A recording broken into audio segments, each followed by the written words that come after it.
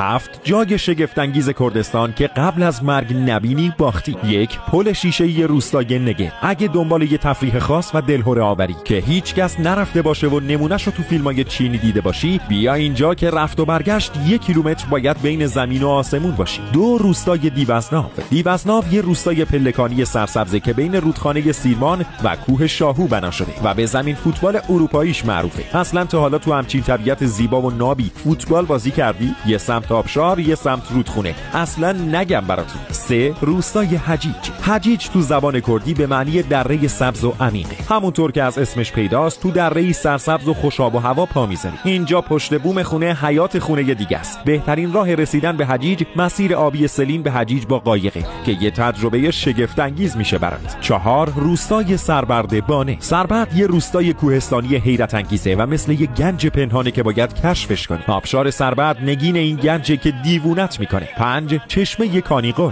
چشمه‌های این منطقه خیلی معروفن. آبهای سرد و گوارا و فضایی که توش احساس میکنی توی یه دنیای دیگه هستی. 6 روستای سلین هورامان. سلین به سوئیس ایران معروفه. جاده سلین هم که نگم براتون کم از جاده چالوس نداره. اگه رفتی سلین قایق سواری یادت نره. آخه دریاچه سد داریان چسبیده به سلین. 7 روستای پلکانی هورامان. روستای پلکانی هورامان قدمتی 40,000 ساله داره که به عنوان بخشی از میراث جهانی تو یونسکو ثبت شده. آرامگاه پیر شالیار عارف برجسته کرد هم توی این روستاست. اگه رفتی هورامان مراسم‌های باشکوهش مثل پیر شالیار، دفنوازی و رقص‌های سنتیش رو از دست نده. به افتخار کردهای ایران زمین لایک کن و یه جمله در وصف مهمون نوازیشون بنویس.